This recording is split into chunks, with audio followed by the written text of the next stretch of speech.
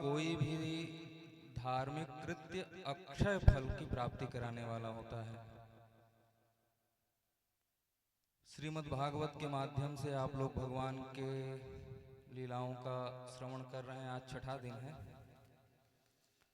श्रीमद् भागवत अष्टादश पुराणों में से अपूर्व पुराण है। इसका समता अन्य पुराण नहीं कर सकते, क्योंकि इसे महापुराण कहते हैं। क्योंकि राजा परीक्षित का जब मोक्ष हो गया तो ब्रह्मा जी को बड़ा आश्चर्य हुआ कि सर्प का काटा हुआ मोक्ष को कैसे प्राप्त कर लिया। क्योंकि शास्त्रों में वर्णित है कि सर्प का काटा हुआ व्यक्ति मोक्ष क्या स्वर्ग में भी नहीं जा पाता, उसकी अधोगति हो जाती है। तो राज्ञो मोक्षम तथा वीक्ष्य पुरा धातापि विस्मितः। जब आश्चर्य हुआ तो ब्रह्मा जी ने सत्यलोक में एक सभा बुलाई। अनेक ऋषि महर्षि देवगण वहां उपस्थित हुए। तो सत्यलोके तुलाम बद्ध्वा तोलयत साधनान्यजः। और जितने भी मोक्षोपयोगी साधन थे उनके साथ श्रीमद् भागवत की तुलना की है। तो श्रीमद् भागवत अपने गौरव से सभी पुराणों और सभी साधनों से बड़ी महत्ता को प्राप्त हुआ। तो सभी ऋषिगण समझ गए कि ये साक्षात भगवत रूप है। मेनिरे भगवत रूपम, भगवान का साक्षात श्री विग्रह श्रीमद् भागवत है। तो आप लोग ऐसे श्रीमद् भागवत का श्रवण व्यास जी के द्वारा कर रहे हैं, बड़े सौभाग्य की बात है। कल अनेक बाल लीलाओं का आप लोगों ने श्रवण किया। आज भी लीलाओं का श्रवण करेंगे। बस इतना कहकर ही बोलिए जगत गुरु शंकराचार्य भगवान की।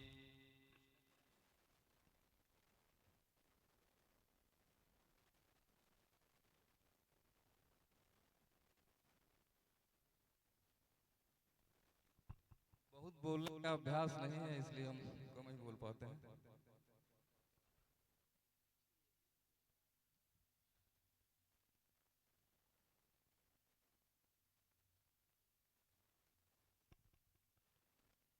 जय श्री राधे, जय श्री राधे। ओम मंगलम भगवान विष्णु मंगलम गरुड़ध्वजः मंगलम पुंडरीकाक्ष मंगलायतनो हरि त्रियाचमनम। ओम केशवाय नमः, ओम नारायणाय नमः, ओम माधवाय नमः। हस्तो वृक्षाल्य हर्षिकेशाय गोविंदाय नमो नमः।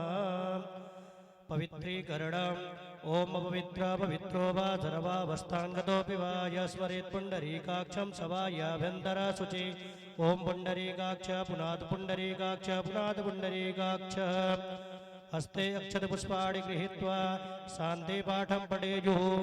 ओम द्यौः शान्तिरान्तरिक्षगो शान्तिः पृथिवी शान्तिरापः शान्तिरोषधयः शान्तिः वनस्पतयः शान्तिर्विश्वे देवाः शान्ति ब्रह्म शान्तिः सर्वगुं शान्तिः शान्तिरेव शान्तिः सामा शान्तिरेधि।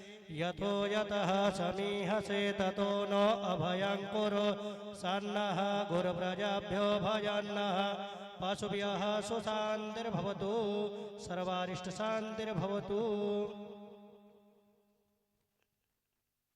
हस्ते अक्षतपुष्पाणि गृहीत्वा गुरुर्ध्यानम्।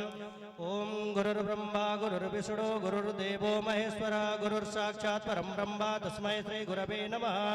अखण्डमण्डलाकारं व्याप्तं येन चराचरं तत्पदं दर्शितं तेन तस्मै श्री गुरवे नमः। श्री गुरुचरणकमलेभ्यो नमः, परात्पर गुरुचरणकमलेभ्यो नमः। सर्वोपचारार्थे गन्धापुष्पाणिं समर्पयामि। हस्ते अक्षतपुष्पाणि गृहीत्वा श्रीकृष्णनन्दन ध्यानम्।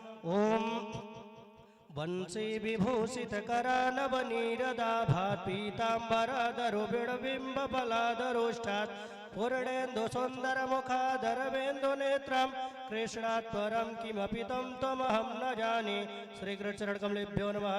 ध्यानार्थे पुष्पं समर्पयामि।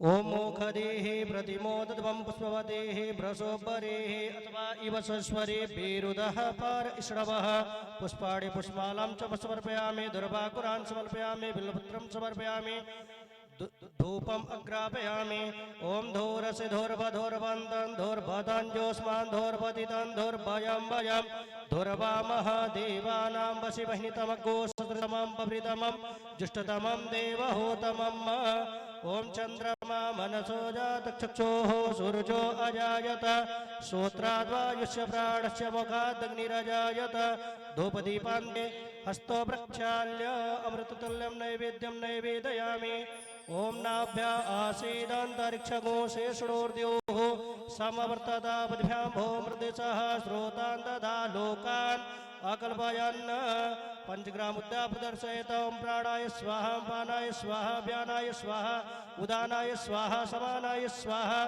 ब्रह्मणे नमः मध्ये मध्ये आचमनीयं जलं समर्पयामि द्रव्यदक्षिणां समर्पयामि द्रव्यदक्षिणान्ते प्रदक्षिणां समर्पयामि प्रार्थयेत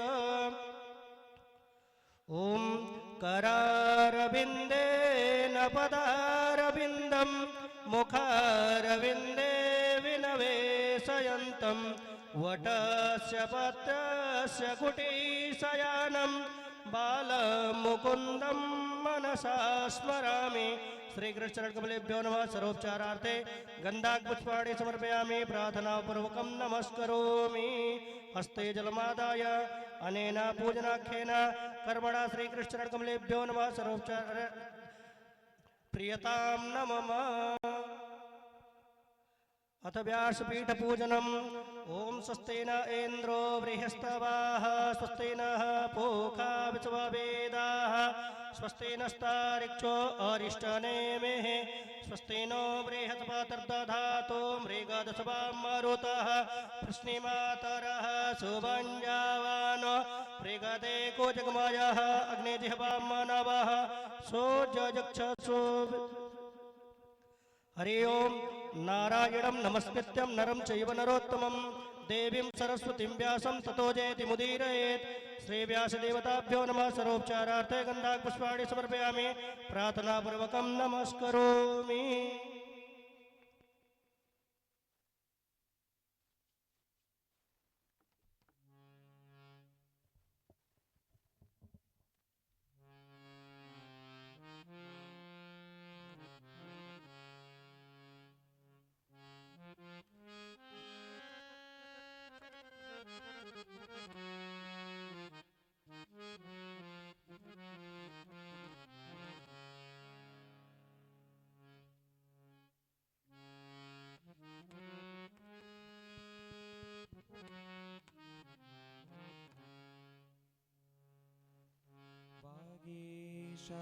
यस्य वदने लक्ष्मीर्यस्य चक्षसे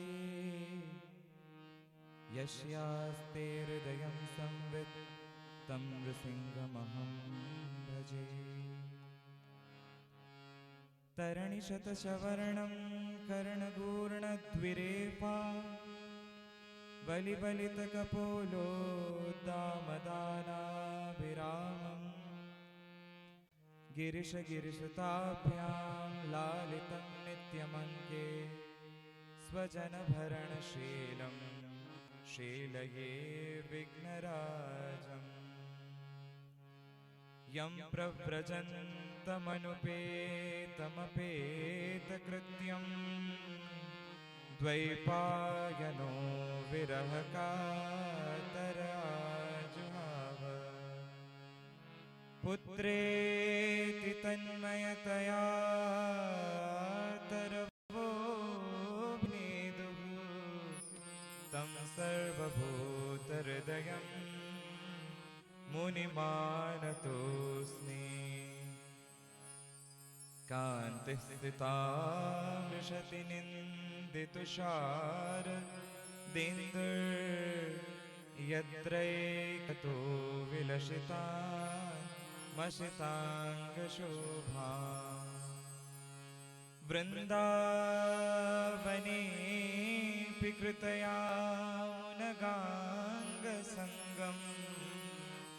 राधा मुकुन्दयुगलं तदहं नमामि। वृन्दावनं सखिभुवो वितनोति कीर्तिं यद्देवकी सुतपदाम्बुदलब्धलक्ष्मी। गोविन्दवेणुमनुमत्तमयूरनृत्यं प्रेक्ष्यादृशान्मपरतान्यसमस्तसत्त्वम्। राधाकरावचितपल्लववल्लरीके राधापदाङ्कविलसत् मधुरस्थलीके।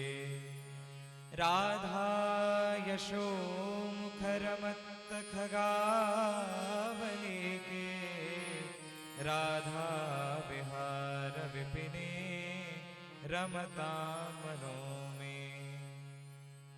वरहापीडं नटवरवपुकर्णयो कर्णिकारम् विव्रतवासः कनककपिशं वैजयन्तीं च मालां। रन्ध्रान् वेणोरधरसुदया पूरयन् गोपवृन्दये वृन्दारण्यं स्वपदरमणं प्राविशद् गीतकीर्तिः। मेघैर्मेदुरमं वरं वनभुवः श्यामास्तमालद्रुमैर्नक्तं भीरुरयं त्वमेव तमिदं राधे गृहं प्रापय। इत्थं नन्दनिदेशतश्चलितयोः प्रत्यध्वपुञ्जं गृहं राधा माधवयोर्जयन्ति यमुना कूले रहः केलयः। भजे व्रजैकमण्डनं समस्तपापखण्डनं। भजे व्रजैकमण्डनं समस्तपापखण्डनं।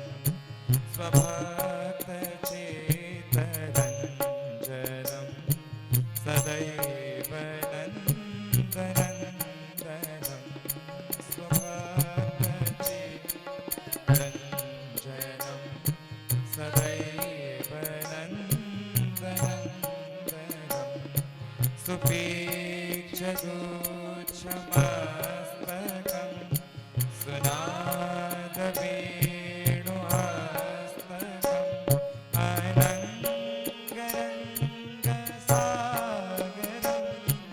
अनङ्गरङ्गसागरं नमामि कृष्णनागरं। नमामि कृष्णनागरं। नमामि कृष्णनागरं। मनोजगर्वमोचनं विशाललोललोचनं। विधूतगोपशोचनं विधूतगोपशोचनं। नमामि पद्मलोचनं। नमामि पद्मलोचनं। नमामि पद्मलोचनं। करारविन्दभूधरं स्मितावलोकसुन्दरं। महीन्द्रमानदारणं महीन्द्रमानदारणं। नमामि कृष्णवारणं। नमामि कृष्णवारणं। नमामि कृष्णवारणं।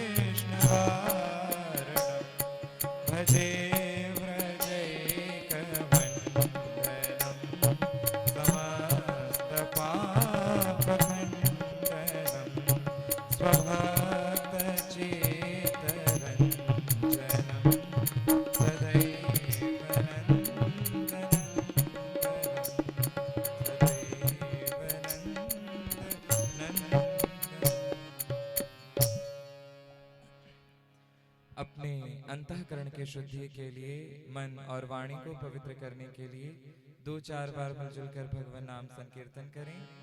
श्री कृष्ण गोविंद हरे मुरारे, हे नाथ नारायण वासुदेव। श्री कृष्ण गोविंद हरे मुरारे, हे नाथ नारायण वासुदेव।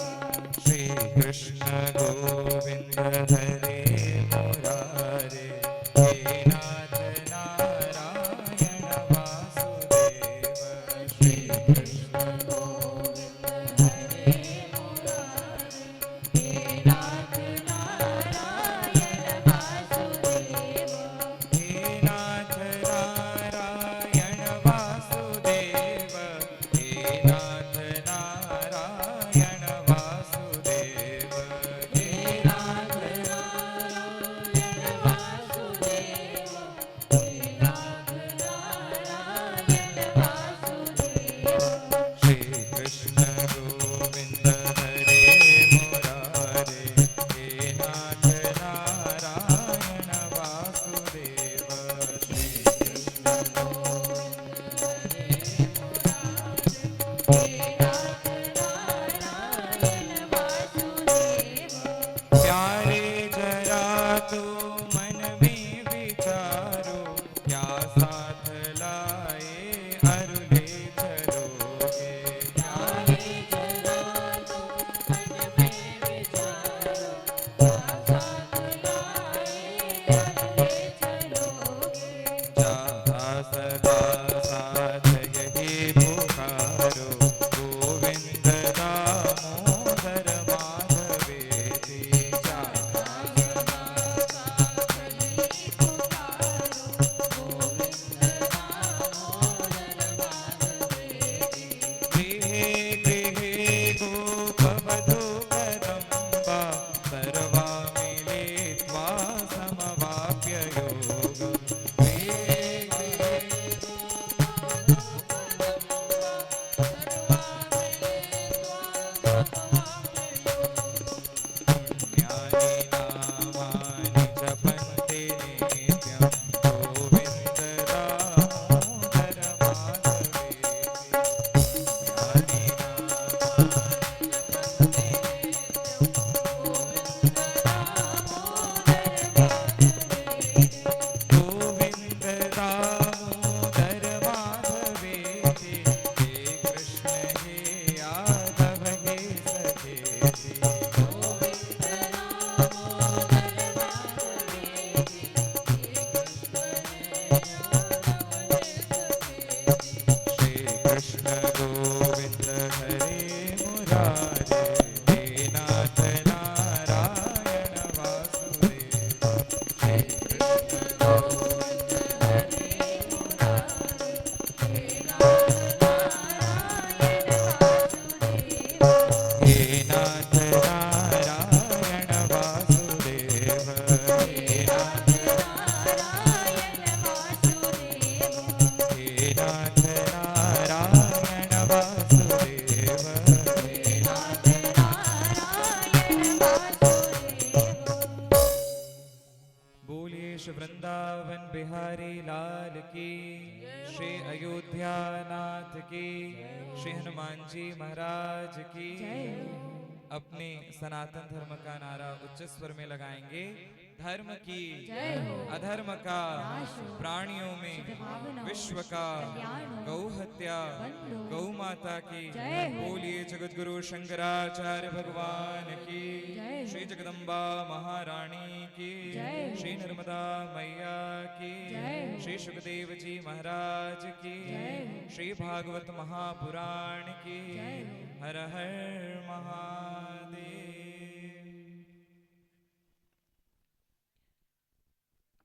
नित्य प्रातः स्मरणीय जगत वंद्य हमारे आराध्य हमारे श्री गुरुदेव भगवान, हम उनके श्री चरणों में कोटिशः प्रणाम करते हैं। परम आदरणीय पूजनीय श्री दीदी जी के श्री चरणों में प्रणाम।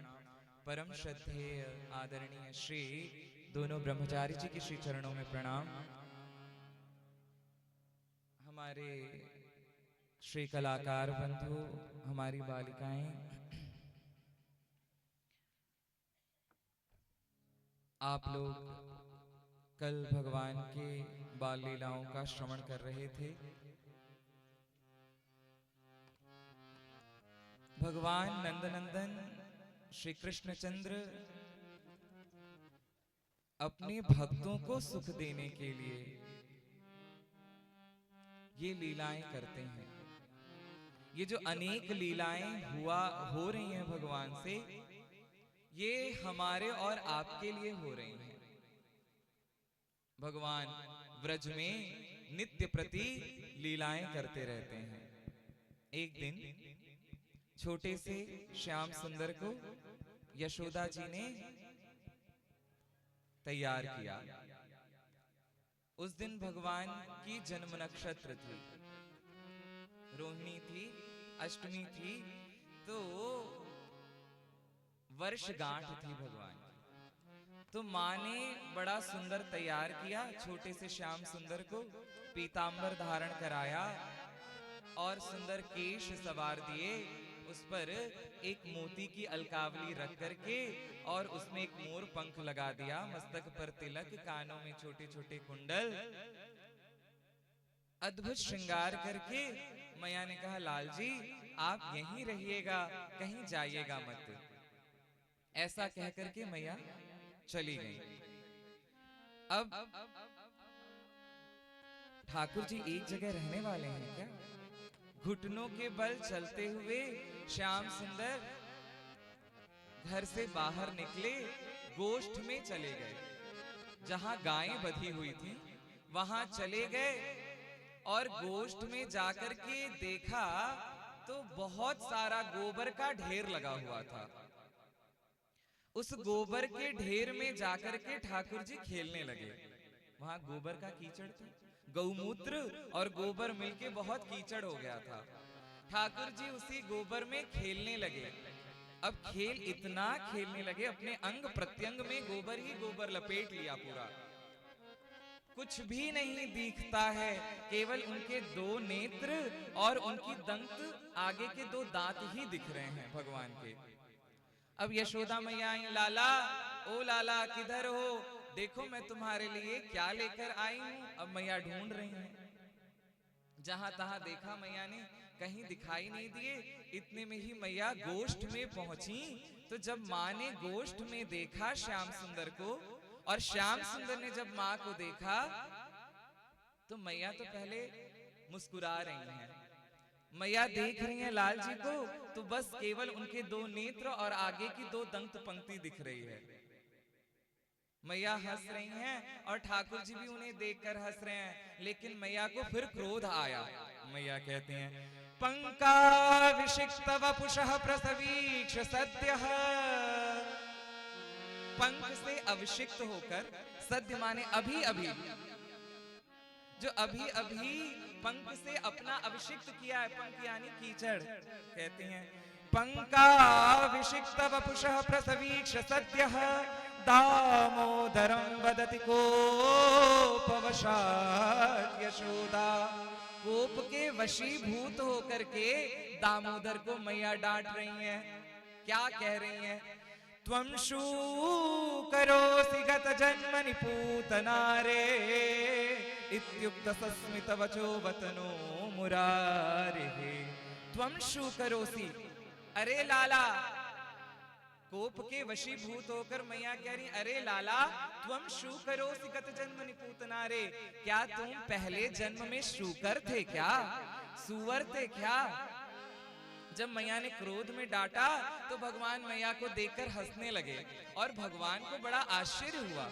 भगवान ने सोचा कि वैसे तो क्रोध में विस्मृति हो जाती है, ज्ञान कहाँ रहता है क्रोध में, लेकिन मेरी मैया कितनी ज्ञानी है कि इसको क्रोध में भी याद है। ठाकुर जी क्यों हंसे? तो ठाकुर जी ने सोचा कि वाराह अवतार तो मेरा हुआ था, हाँ?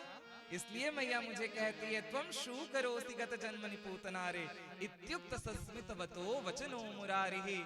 ये वचन सुन करके श्याम सुंदर बड़े प्रसन्न हो गए। ऐसे प्रसन्न श्याम सुंदर हमारी और आपकी सदा रक्षा करते रहें। इस प्रकार से ये अनेक लीलाएं, ये लीलाएं क्यों कर रहे हैं? ये हमारे और आपके ध्यान के लिए लीलाएं हो रही हैं। उन साक्षात परब्रह्म परमात्मा जो अखिल ब्रह्मांड नायक हैं, उनको लीला करने की क्या आवश्यकता है? परंतु वो नंद यशोदा के घर में आकर के, कहीं गोष्ठ में जाकर के, कहीं यमुना के तट पर जाकर के, कहीं गोपियों के घर में जाकर के माखन चुराते हैं। ये क्यों करते हैं? ये हमारे और आपके लिए, अपने भक्तों के लिए ये लीलाएं करते हैं कि ध्यान करें, प्रसन्न रहें। इस प्रकार से भगवान अनेक प्रकार की लीलाएं करते रहते हैं। आप कल आचार्य श्री के मुख से श्रवण कर रहे थे कि भगवान गोपियों के घर में जाकर के माखन चोरी करते हैं। तो यशोदा मैया को एक दिन बड़ा दुख हुआ। मैया को लगा कि हमारा लाला जो है दूसरों के घर में जाकर के माखन खाता है, आज मैं स्वयं दधि मंथन करूंगी। इसका एक कारण भी है, क्योंकि गोपांगनाएं जब दधि मंथन करती हैं तो वो भगवान श्री कृष्ण चंद्र का नाम स्मरण करते हुए दधि मंथन करती हैं। तो नाम स्मरण से हुआ दधि जो नवनीत निकलता है वो बड़ा सुस्वादु होता है, बड़ा मीठा होता है। इसलिए श्री कृष्ण उनके घर में जाकर के माखन चोरी करते हैं और खाते हैं। माँ ने सोच लिया कि आज मैं दधि मंथन करूंगी। श्री सुखदेव जी महाराज कहते हैं, एकदा गृहदासीषु यशोदानंद गेहिनी कर्मांतर नियुक्तासु निर्ममंथ स्वयं दधि यानि यानि गीतानि तद्बालचरितानि च दधि निर्मंथने काले स्मरन्ति तान्यगायत एकदा गृहदासीषु। एकदा गृहदासीषु यशोदानंद गेहिनी। ये जो यशोदानंद गेहिनी यानी पत्नी है, नंद की पत्नी है, वो क्या करती हैं? एक बार अनेक गृहदासियों को अनेक विभिन्न विभिन्न कार्यों में नियुक्त करके निर्ममंथ स्वयं दधि, अपने आप दधि मंथन करने के लिए तैयार हो गए। मणि के खंभे में मथानी को बांध दिया और दधि मंथन चल रहा है। तो केवल दधि मंथन ही नहीं हो रहा है, यानी यानी गीतानी तद बालचरितानि च। मैया के नेत्र बंद हैं और मैया श्याम सुंदर के जन्म से लेकर के अभी तक उन्होंने जो जो लीलाएं की हैं, उन लीलाओं का अनुसंधान कर रही हैं। यानी यानी गीतानि तद बालचरितानि च दधि निर्मंथने काले स्मरन्ति तान्यगायत। मैया दधि मंथन समय में गान कर रही हैं। स्मरन्ति माने सोच रही हैं। भगवान की सेवा मनसा वाचा कर्मणा होनी चाहिए। तो मैया मनसा वाचा कर्मणा भगवान की सेवा कर रही हैं। मन से मैया सोच रही हैं, वाचा मैया गायन कर रही हैं, और कर्मणा से क्या हो रहा है? दधि मंथन रही चल रही है। तो मनसा वाचा कर्मणा सेवा। कैसा स्वरूप है माँ का? यशोदा जी कैसी लग रही हैं? तो क्षौमं वासः पृथुकटि तटे विव्रतीं सूत्रनद्धं पुत्रस्नेहश्नुतकुचयुगं जातकंपं च शुभ्रुः रज्ज्वाकर्षश्रमभुजचलत्कङ्कणौ कुण्डले च स्विन्नं वक्त्रं कवरविगलन्मालिते निर्ममन्थ। क्षौमं वासः पृथुकटि तटे, विशाल कटि तट में विव्रती सूत्रनद्धम, कहीं रेशमी वस्त्र खिसके ना, इसलिए मैया ने विशाल कटितट में एक रेशमी सूत्र बांध लिया है, माने एक दुपट्टा बांध लिया है। मैया संकेत कर रही है मानो कि ठाकुर जी की सेवा कमर कस के होनी चाहिए। इसलिए रेशमी सूत्र बांध लिया। क्षौमम वासः पृथुकटितटे विव्रती सूत्रनद्धम। इतना ही नहीं, पुत्र स्नेह श्नुत कुच युगम। पुत्र के स्नेह में वात्सल्य उमड़ रहा है तो माँ के वक्षस्थल से दुग्ध निकल रहा है। पुत्र स्नेह श्नुत कुच युगम जात कंपम च शुभ्रुः। दधि मंथन चल रहा है तो क्या शरीर हिल रही है। तो मैया के जो हाथ में कंगन हैं वो किण किण बज रहे हैं, और रई चल रही है, मथानी चल रही है, तो वो घर घर का शब्द हो रहा है। मानो एक सुंदर संगीत पैदा हो गया। मैया के गायन में दधि मंथन काल में एक बड़ा सुंदर संगीत उत्पन्न हुआ। स्विन्नम वक्त्रम कवर विगलन। मैया के मुखारविंद पर छोटे छोटे पसीनों के बूंदे जमी हुई हैं। मैया के केश मस्तक पर आ गए हैं, सामने आ गए हैं। और मालती निर्ममंथ, जो मालती का पुष्प जूड़े में लगा रखा है, अपने केश पाश में बांध रखा है, वो मानो श्रम के कारण, शरीर हिलने के कारण वो मस्तक से मालती का पुष्प नीचे गिर रहा है, झड़ रहा है। तो हमारे गुरुदेव भगवान बड़ा सुंदर संकेत करते थे यहाँ पर कि मानो उन पुष्पों ने सोचा कि जो भगवान की सेवा करता है, जो भगवान की आराधना करता है, जो भगवान के भक्त हैं यानी वैष्णवजन, हम उनके मस्तक के योग्य नहीं हैं, हम उनके चरणों के योग्य हैं। इसलिए मालती निर्ममंथ, इसलिए मालती का पुष्प वो गिर रहा है। तो यानी यानी गीतानी तद बाल चरतानि च। केवल दधि मंथन के समय दधि मंथन ही नहीं हो रहा है, लाल जी के चरित्र का गान कर रही हैं, मनसा वाचा कर्मणा सेवा हो रही है। और मैया भूल ही गई अपने स्वरूप को कि मैं दधि मंथन कर रही हूं। इतना वेग है दधि मंथन करने में, किस लिए? क्योंकि भगवान के बाल लीलाओं का अनुसंधान कर रही हैं। क्या अनुसंधान कर रही हैं? कि अरे एक बार छोटे से लाल जी कैसे मचल गए थे कि मैया हमारा विवाह कर दो। एक बार छोटे से नंदनंदन आए और मैया से कहते, माँ देखो तो बड़े गोपों का सबका विवाह हो गया, हमारा अभी विवाह नहीं हुआ, हमारा विवाह कर दो। मैया ने कहा, दारी के तेरे से विवाह कौन करेगा? तू तो माखन की चोरी करता है ना, कोई चोर वो अपनी बेटी थोड़ी न देगा। अरे मैया विवाह कर दो, हम चोरी छोड़ देंगे। मैया ने कहा, नाय करा रही लाला विवाह। अरे मैया बार बार हठ पर उतर आए। तो मैया ने कहा, ठीक है, किससे विवाह करोगे? तो ठाकुर जी ने कहा, वो जो वृषभानु बाबा है ना, उनकी जो बेटी हैं श्री राधा रानी, उनसे विवाह कर दो। मैया ने कहा, ओहो, वो तो इतनी बड़ी गोप की बेटी, वो तुझसे विवाह करेगी क्या? श्री सूरदास जी महाराज संकेत करते हैं कि मैया कर दे मेरो ब्याह, मंगाए दे दुल्हन गोरी सी। मैया कर दे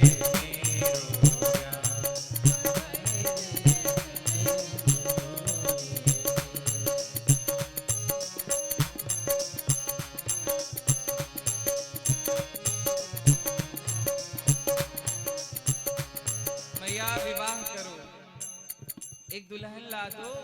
तो मैया ने सोचा कि अभी अभी लाल जी में एक बड़ी बुरी आदत पड़ी है माखन चोरी की, तो इसी विवाह के बहाने वो छुड़ा दूंगी मैं। तो मैया कहती हैं, अरे माखन की चोरी छोड़ कन्हैया मैं समझाऊं। अरे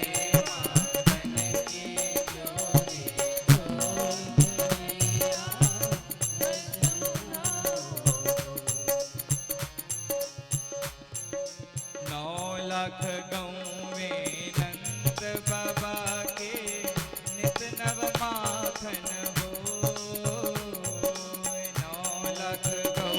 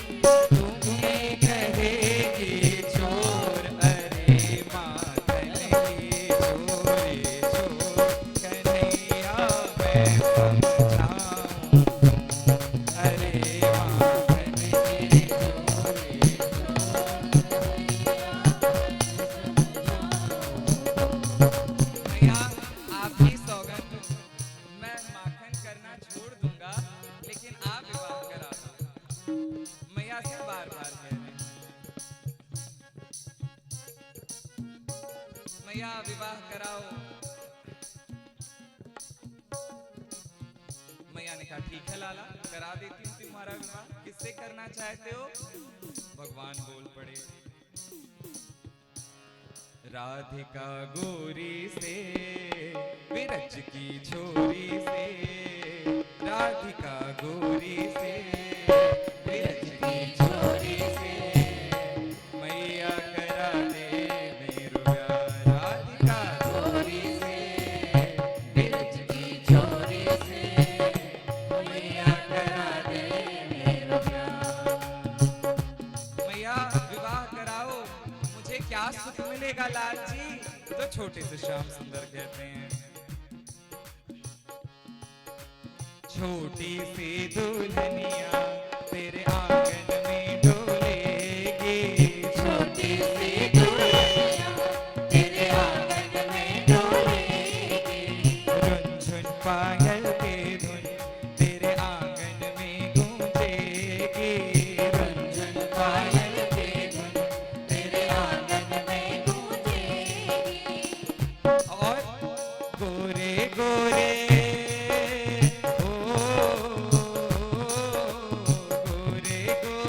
हाथों से तेरी बेड़ी गुहाऊंगा, राधिका गोरी से, विरज की छोरी से, मैया करा दे मेरो प्यार। बस इतना ही करेगी वो क्या? अरे नहीं मैया, हम दोनों मिलकर आपकी सेवा करेंगे।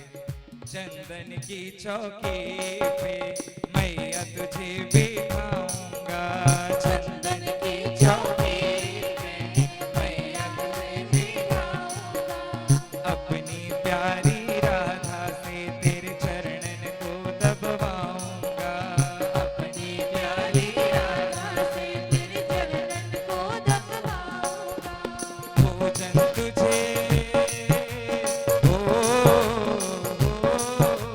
भोजन तुझे कराएगी वो 56 प्रकार का, राधिका गोरी से, विरज की छोरी से, मैया करा दे मेरो प्यार। राधिका गोरी से, विरज की छोरी से, मैया करा दे मेरो प्यार। अगर मैया आपने मेरा विवाह नहीं कराया ना, तो ये जो गऊ वृंद को आपने बांध रखा है ना, तो फिर देख लेना, जो ना ब्याह कराएगी तेरी गैया ना ही चराऊंगा, जो ना ब्याह कराएगी तेरी गैया ना ही चराऊंगा, तेरी सौगंध मैया तेरे चौखट पर ना आऊंगा, तेरी सौगंध मैया तेरी चौखट पर ना आऊंगा, लगे शर्त तो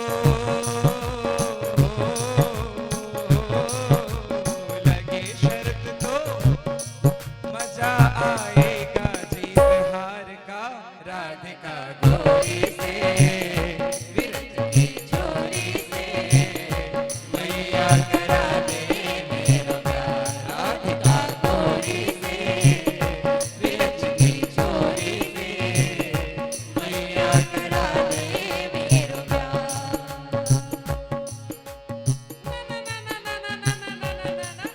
उम्र तेरी छोटी है, नजर तेरी खोटी है, कैसे करा दूं तेरो प्यार, मैया करा दे मेरो प्यार। कैसे करा दूं तेरो प्यार। इस प्रकार से भगवान विवाह के लिए मचल जाते हैं। तो यानी यानी गीतानी तद बाल चरितानि च, मैया इस प्रसंग को लेकर इतनी मंत्रमुग्ध हो जाती हैं और उस समय का याद करती कि जब लालजी बड़े हो जाएंगे तो ब्याहन करूंगी। श्री सूरदास जी महाराज का पद है ब्यावला का कि लालन को मोर बांधी हो, मतलब मैं लालजी के सिर पर मोर बांधूंगी और गजरथ चढ़ाई हो और लालजी को हाथी पर बिठा करके ले जाऊंगी। माँ ये याद करती हैं उस दिन को कि जब लालजी बड़े हो जाएंगे। इस प्रकार से यानी यानी गीतानि तद बाल चरितानि च दधि निर्मंथने काले स्मरंती तान्य गायत। भगवान की सेवा मनसा वाचा कर्मणा मैया कर रही हैं।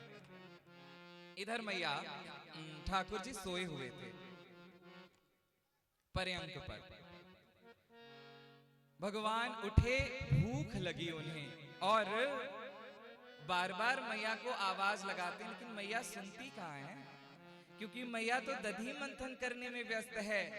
कहते हैं ताम स्तन्य कामा साध्य मथनंतीम जननीम हरि गृहीत्वा दधि मंथानम निषेधत प्रीतिमावहन।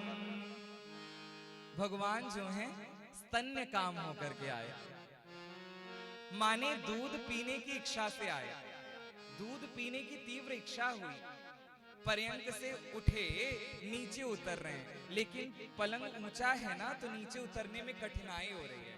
फिर भी जैसे तैसे करके पलंग से नीचे उतरे। माँ माँ कहाँ है मैया?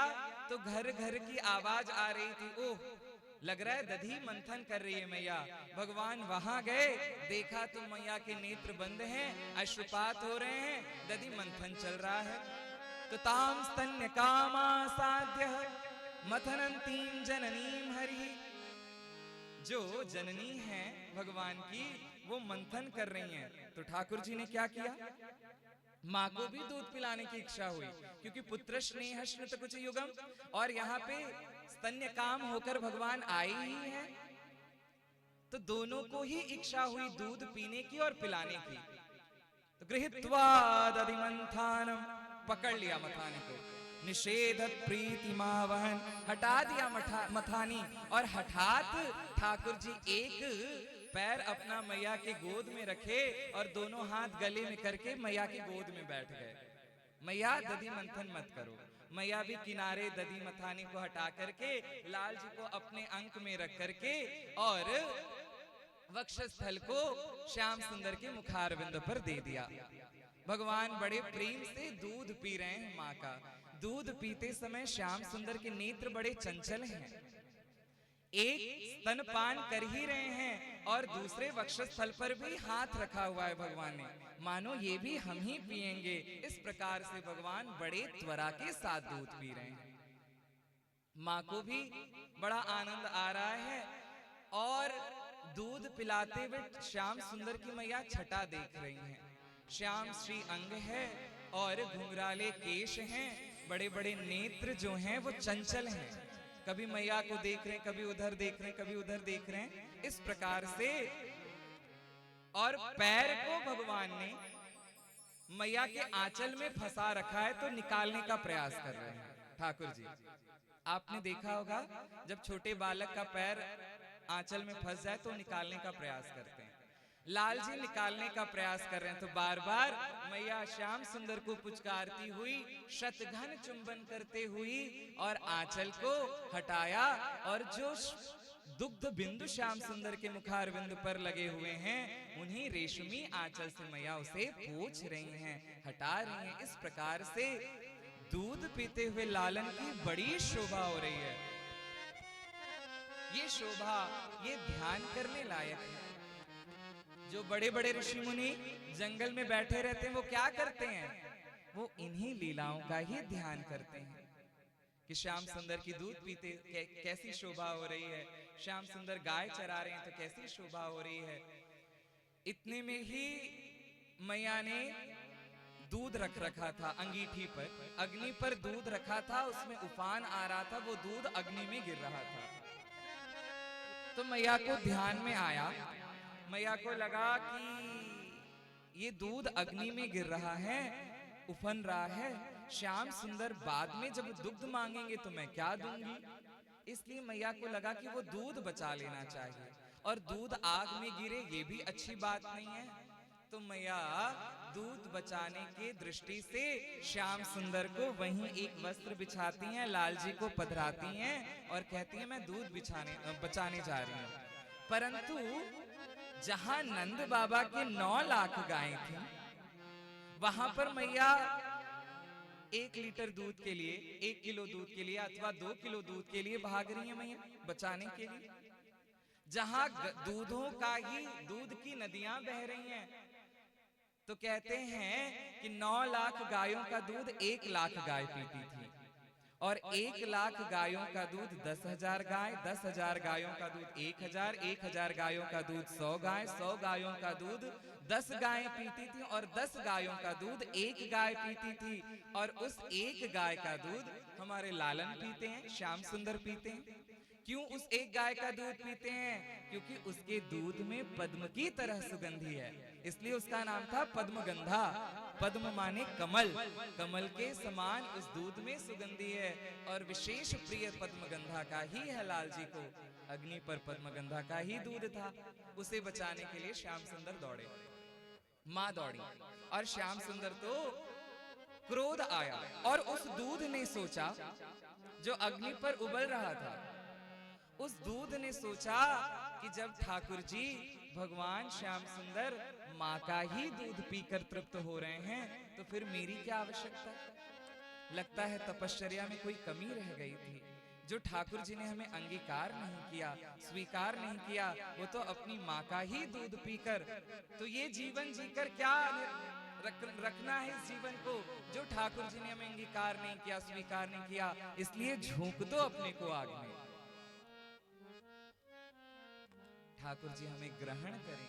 ये अन्न भी सोचते हैं, ये दुग्ध भी चाहते हैं कि ठाकुर जी हमें, और श्रेष्ठ वे जन हैं जो परिष्कृत करके फलों को, पुष्पों को, अन्न को, दुग्ध को, दही को ठाकुर जी के सामने नैवेद्य अर्पित करते हैं। उस दुग्ध ने सोच लिया, मैया बचाने के लिए दौड़ी, और इधर श्याम सुंदर को क्रोध आया कि मुझे छोड़कर, मुझे अतृप्त छोड़कर यहाँ पर, और मैया दूध का स्मरण कर रही है, तो बस क्रोध आया। संजात कोपस्फुरितारुणाधरम, जो अधर है फड़कने लग गए। संजात कोप स्फुरिता, जो अधर है वो फड़कने लग गए, नेत्र लाल लाल हो गए, भृगुटी टेढ़ी हो गई। एक बार आप इस स्वरूप का दर्शन कीजिए। संदंश्य दधिर मंथन भाजनम भीत्वा मृषा, भयभीत है, क्रोध से कांपने लग गए भगवान। छोटे से नन्हे से श्याम सुंदर, उनके नेत्र लाल लाल हैं, होठ फड़क रहे हैं, और वदन कांप रहे हैं क्रोध के मारे। ये पहली बार इनका क्रोध है। लीलाएं तो सबने बहुत देखी वृंदावन में, लेकिन ये क्रोध कर रहे हैं कि माँ मुझे अतृप्त छोड़कर चली गई। क्रोध के मारे बदन कांप रहा है, और मन में आया कि कुछ किया जाए। तो क्या करना है? तो जिस दूध के लिए मैया बैठी हैं, आज इसी दधी भांड को फोड़ दूंगा, क्योंकि दूध से ही तो दही बनता है। बस बगल में एक लुढ़िया पड़ी हुई थी, लाल जी उठाए अपने हस्तारविंद में जैसे तैसे करके, और उस लुढ़िया को दे मारा नवनीत भांड पर, दधी भांड पर। वो मटका फूट गया। मटका जैसे ही फूटा, लाल जी का क्रोध भी उसी के साथ साथ उतर गया। अब देख लिया, हे भगवान मटका तो फूट गया, अब क्या होगा? अब तो माँ आएगी तो बहुत मारेगी हमें। जिस पे क्रोध था उस पर उतारा, और क्रोध उतर भी गया। अब भगवान को लगा कि अब तो माँ आएंगी, मारेगी हमें, इसलिए भगवान रोने लग गए। झूठे के आंसू बना लिए कि देखो मैया ने मुझे सुबह से भूखे रखा है, हमें कुछ खाने पीने को नहीं दिया, हमें अतृप्त छोड़ करके चली गई न जाने कहां। ऐसा कहते हुए ठाकुर जी झूठे के आंसू बना करके ऊखल वाले घर में चले गए, पिछले दरवाजे से होते हुए। वहां एक औंधा ऊखल पड़ा हुआ था, उल्टा ऊखल था, उसी पर जाकर के बैठ गए, और बासी माखन का मटका लेकर के ठाकुर जी माखन खाने लगे। और इधर जो बहुत जोर का शब्द हुआ था मटके फूटने का, तो मैया वहीं से आवाज लगाती हैं, ओ कन्हैया क्या हुआ, क्या बात है? लेकिन वहां कोई हो तब तो बोले, वहां तो कोई था ही नहीं। मैया कुछ देर बाद दूध को ठीक करके आई, देखा तो नवनीत भांड, दधी भांड फूटा हुआ है। मैया अपने कमर पे हाथ रख के सोचती हैं, आहा लाल जी को क्रोध भी आता है क्या? मैया उस छवि का भी ध्यान करती हैं, कि हमारे ठाकुर जी क्रोधित भी होते हैं, लाल जी क्रोधित भी होते हैं क्या? पहले तो हंसी मैया ये करतूत देख करके, परंतु मैया को लगा कि नहीं नहीं, हंसना ठीक नहीं है, क्रोध करना चाहिए। तो मैया ने क्रोध किया। देखो ये माँ जो है वो अखिल ब्रह्मांड नायक भगवान की माँ है, लेकिन भगवान ने भी अगर ऐसा कार्य किया है तो माँ उनके ऊपर क्रोध कर रही है। तो सागृहीत्वा करे कृष्णामुपालव्य हितैषिणी, अपने हाथ में छड़ी ले लिया, क्योंकि कृष्ण हितैषिणी है ये माँ जो है, मुपालव्य हितैषिणी। माँ जो है वो अपने बेटे की भलाई चाहती है, हित चाहती है, वो ये नहीं चाहती कि हमारा बेटा बिगड़ जाए। इसलिए माँ अपने हाथ में छड़ी लेकर के आई। कहाँ? तो कहते हैं जहां भगवान माखन खा रहे थे बासी, वहां कुछ बंदर भी आ गए। बंदरों ने कहा, नाथ रामावतार में तो आपने कंदमूल फल खिलाया, इस अवतार में आप बड़े घर में आए हैं, माखन वाली लीला हो रही है, तो माखन हमें भी मिलना चाहिए। तो ठाकुर जी बड़े आनंद से बंदरों को भी खिला रहे हैं, अपने भी खा रहे हैं। और यहाँ कनखियों देख भी लेते थे, कहीं मैया तो नहीं आ रही है पकड़ने के लिए।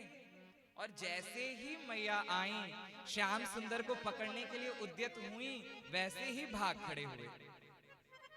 अब छोटे से नन्हे से श्याम सुंदर भागते जा रहे हैं, पीछे पीछे मैया, रुको कन्हैया। स्थूल शरीर है, बार बार मैया बैठ जाती हैं, मस्तक का जूड़ा खुल जाता है, साड़ी खिसक जाती है। कुछ दूर मैया दौड़ती हैं, आगे आगे श्याम सुंदर, और जैसे ही मैया रुकती हैं, भगवान भी वही खड़े हो जाते हैं। फिर मैया दौड़ने का प्रयास करती हैं, ठाकुर जी भागने लग जाते हैं। जैसे ही मैया रुकती, फिर ठाकुर जी रुक जाते हैं, वहीं से अंगूठा दिखाते हैं, हम नहीं आएंगे तुम्हारे पास। ये मैया किसे पकड़ने की कोशिश कर रही हैं? मानस में गोस्वामी तुलसीदास जी महाराज कहते हैं, निगमनेति शिव अंत न पावा, ताहि धरे जननी हठ धावा। निगमनेति शिव अंत न पावा, ताहि धरे जननी हठ धावा। जिनको निगम न इति शिव ब्रह्मा अमलात्मा मुनिंद्र नहीं पकड़ पाते हैं, जिनके ध्यान में नहीं आते, ताहि धरे जननी हठ धावा, उसको पकड़ने के लिए मैया आज हट कर रही हैं कि आज मैं लाल जी को पकड़ूंगी। कन्हैया रुक जाओ। गुरुदेव भगवान बहुत ही सुंदर कहते हैं कि जब भगवान रुक नहीं रहे थे तो कैसे रुक गए भगवान? तो गुरुदेव भगवान कहते थे कि एक भगवान का सखा था मधुमंगल। मधुमंगल ने कहा, मैया ये ऐसे नहीं रुकेगा, इसे भक्तों की सौगंध दिलाओ। तो मैया ने सौगंध दिलाया। अरे कन्हैया रुको, तुम्हारे सतयुग के भक्तों की सौगंध, खड़े हो जाओ। भगवान नहीं खड़े होते। अरे तुम्हारे